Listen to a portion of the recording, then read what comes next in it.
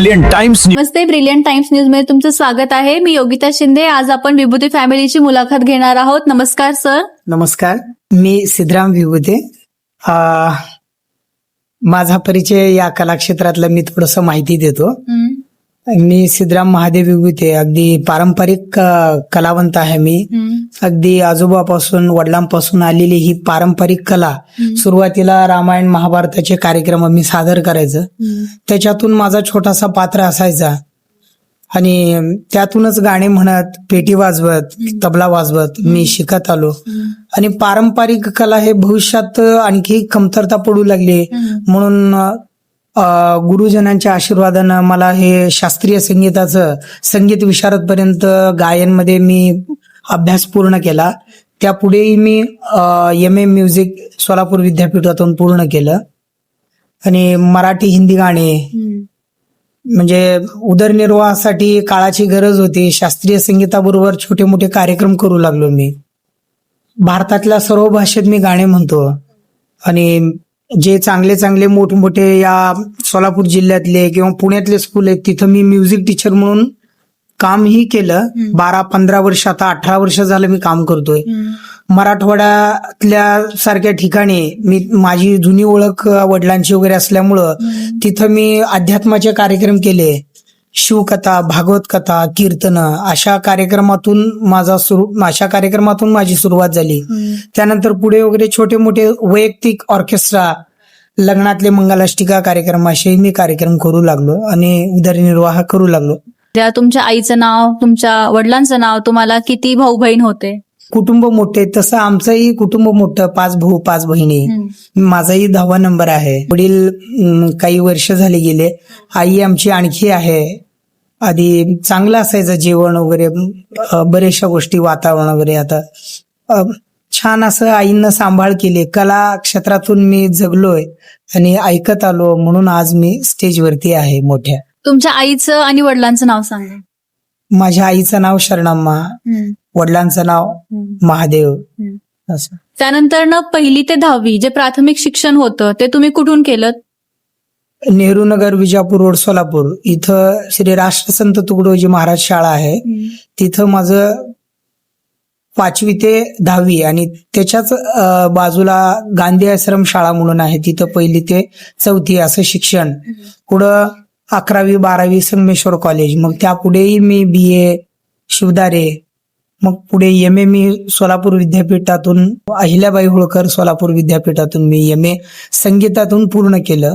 या प्रवासामध्ये, तुमच्या संगीताच्या प्रवासामध्ये तुम्हाला आतापर्यंत काय काय अडथळे आले? अडथळे तर प्रत्येक जीवनात, प्रत्येक क्षेत्रात अडथळे आहेत. तसं माझ्याही क्षेत्रात अडथळे आले. अडथळे असं नाहीये की मी डायरेक्ट येऊन स्टेजवरती बसलो आणि गायलो. वडिलांची पारंपरिक नाटकाची कंपनी होती, त्याच्यातून तर मी उदयास आलो, सुरुवात झाली, पण ती कालांतराने लोप पावली पारंपरिक कला.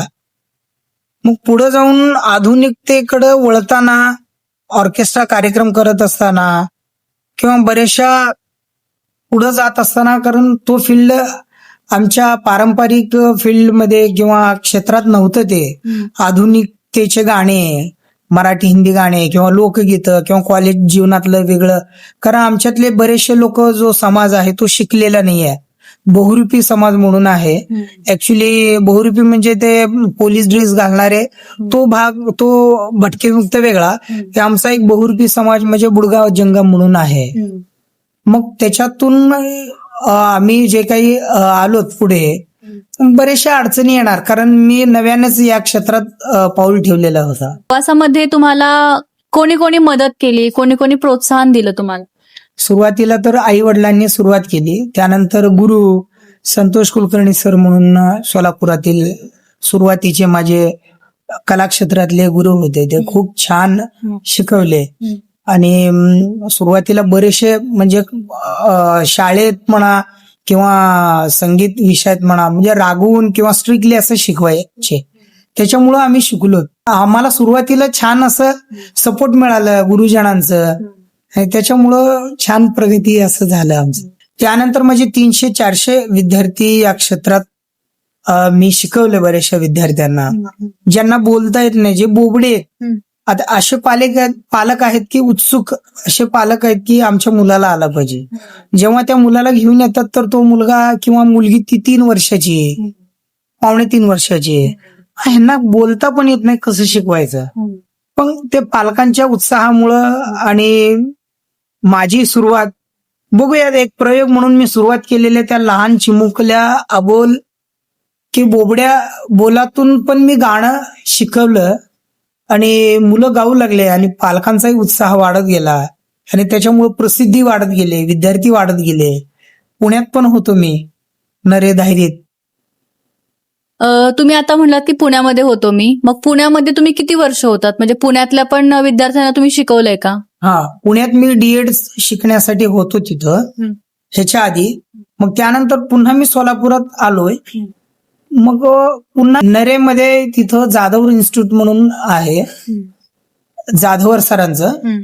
मग तिथं मी शिक्षक म्हणून काम केलो 2-3 वर्ष गेल्या लॉकडाऊन नंतर.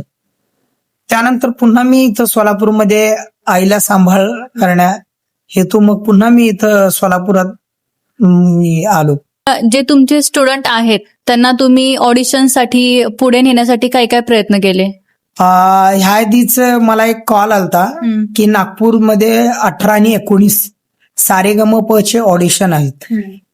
मग आपले काही विद्यार्थी असतील तर वयाच्या 15च्या पुढे म्हणजे त्यांनी 60 वर्षाच्या आतील पण काही असतील आपल्याकडे विद्यार्थी तर त्यांनी आम्हाला कळवा किंवा त्यांचे नंबर द्या असं त्यांनी सांगितले.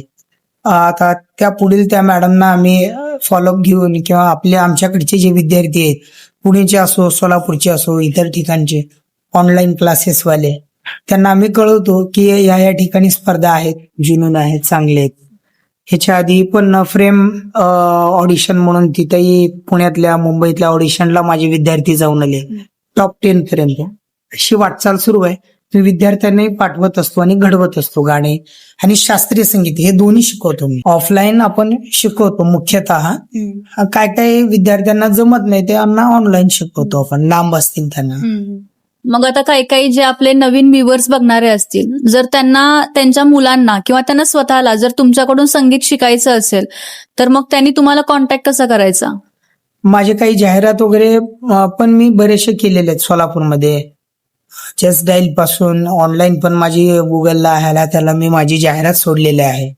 इंस्टाग्राम आहे, फेसबुक आहे, काळाची गरज आहे. मी ते जाहिरात करतोय आणि 6-6 महिन्याला मी पुन्हा जाहिरात करतो असेल किंवा क्लासेस सुरू आहे.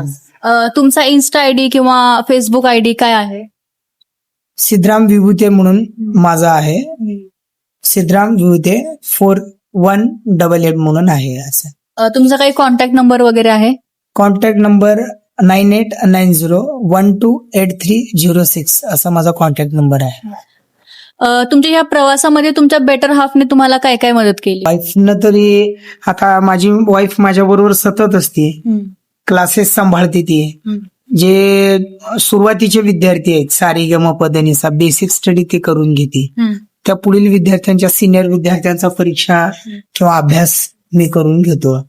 ती स्वतः गाणे म्हणते माझ्या बरोबर छोट्या मोठ्या कार्यक्रमात. आणि आपण इतर कलावंतांना जर विचारपूस केली तर त्यांचं मानधनही जास्त असतं.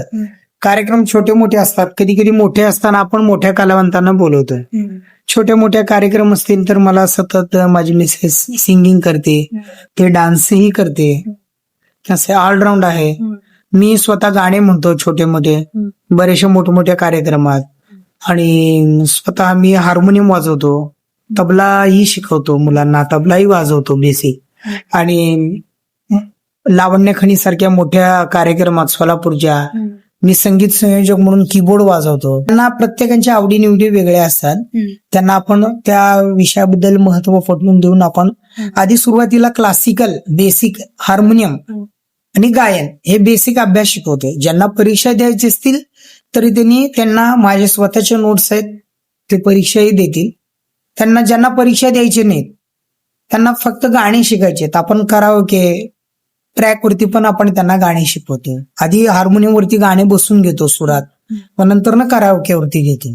क्लास बद्दल माहिती द्या, म्हणजे कुठं क्लास तुम्ही कसे घेता आणि टायमिंग? मी Notre Dame Academy CBSE school NTPC Solapur तिथं म्युझिक टीचर म्हणून कार्यरत आहे. आणि त्यानंतर मी माझे छोटे मोठे क्लासेस घेतो. त्याच भागात मी गुरुवार, शुक्रवार, शनिवार 4 ते 8 क्लास असतात. आणि त्यानंतर मी सोलापूर सिटीत विजापूर रोड, इंचगिरी मठ या भागात सोमवार, मंगळवार, बुधवार 4 ते 8 असे माझे 2 ब्रँचेस आहेत.